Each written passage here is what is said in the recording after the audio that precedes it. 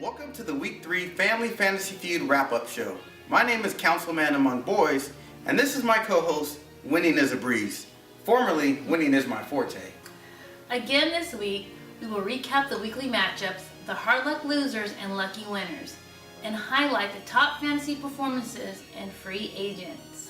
We will also be declaring the Bonehead Manager Move of the Week, celebrating the Manager of the Week, and looking forward to next week's matchups. So let's get started by looking at the matchups from Week 3. Week 3 was dominated by the ladies, with Serena posting the highest score in her win against 49ers number 1 baby. Monique and Sharon claimed household bragging rights with their wins over CJ and myself, while I gave all credit to my wife for another strong performance out of her lineup. CJ chose to blame the replacement referees for Monique's lopsided victory. The refs can't make a difference when you get smacked down by 46 points. That's a whooping. The Late Show held off another late rally by the Dream Team that fell short, giving Maurice his second win in a row, while Bryce lost another close matchup. And in the game of the week, Patrick's Holy Rollers put a stop to the big dog in the house with a relatively easy win, 103-86. We will have more on this matchup a little later in the show. This week's hard luck loser was 49ers number 1 baby, who scored 137 points, the third highest total, but still fell 50 points shy, throwing a season high point total. And the Holy Rollers got away with an easy win to be this week's lucky winner, scoring only 103 points. Luckily, they were going up against the last place finisher, with Big Dog in the house not putting up much of a fight and scoring only 86 points. Looks like your low scoring was finally caught up with you, and Councilman Among Boys took a much-deserved loss after getting lucky wins in the first 2 weeks. Yeah, I would have traded both those wins just to beat you. Yeah. The top 2 fantasy players of the week led the Lucky Blues and Winning is a Breeze to their first wins. Jamal Charles had a monster game, scoring 53 points, the best game of the year by any fantasy player so far. He had 233 yards rushing, 6 receptions for 55 yards, and a big play touchdown. Thanks AJ Green for helping me beat Will this week. Green had an impressive performance with the highest wide receiver score of 39 points, 183 receiving yards, and a 40-yard bonus that resulted in a touchdown. The top bench fantasy player was Jake Locker for the Lucky Blues. So believe it or not, Serena could have scored even more points this week. Taking a look at the top free agents this week, Andy Dalton followed up last week's strong showing with another big fantasy game. He had 328 passing yards and 3 touchdowns. And viewing this week's matchup losers, everyone would have benefited having Dalton as a quarterback. I know I could have. Yeah, you started Aaron Rodgers, and he's been struggling. Can't believe he only gave you 7 points. Yeah, you may have to go on the trading block. Heath Miller would be another great pickup with 8 receptions for 60 yards and 2 touchdowns. And Golden Tate had a big fantasy game thanks to horrible officiating in the Monday night game against Green Bay.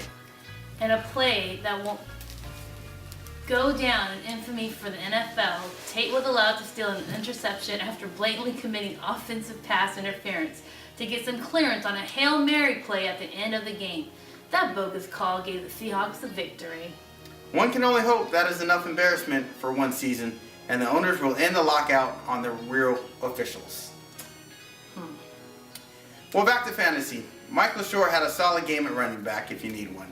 I guess we'll see if someone's willing to pick up Dalton now after 2 stellar weeks at quarterback. Should be interesting to watch. Yeah.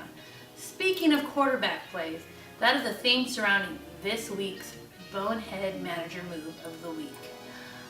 And what I can only guess was a biased opinion for his son's Tampa Bay Buccaneers football team, my father started Josh Freeman at the quarterback on the road in Dallas. Freeman is not a high-ranking fantasy quarterback by any means. In fact, CJ doesn't even own him in 2 leagues with 4 different quarterbacks, and he blocks for the guy.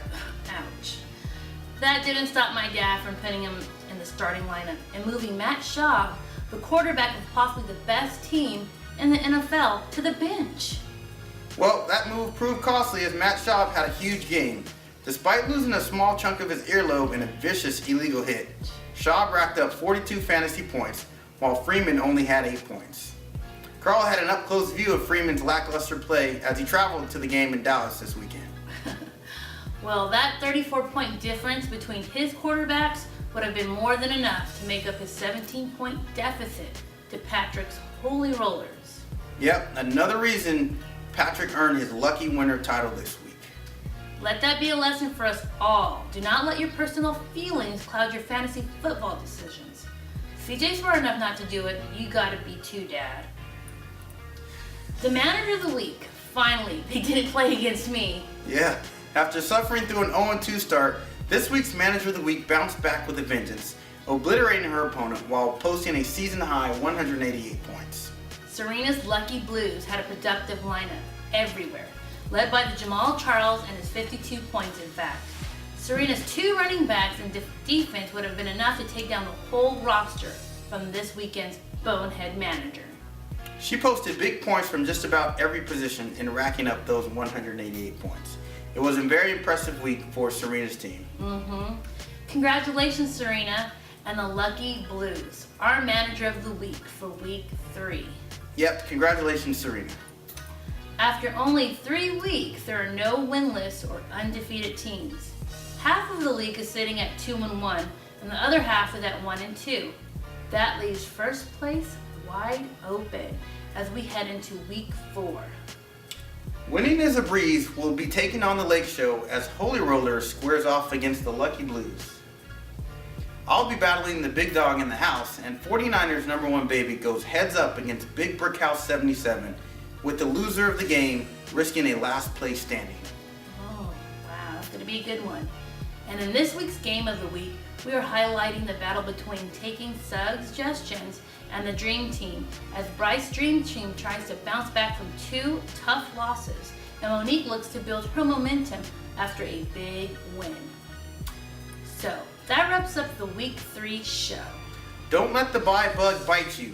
Make sure to check your rosters as bye weeks are starting this week. Good luck with your roster moves and do your best to avoid doing next week's Bonehead Manager Move of the Week. See you later. Bye.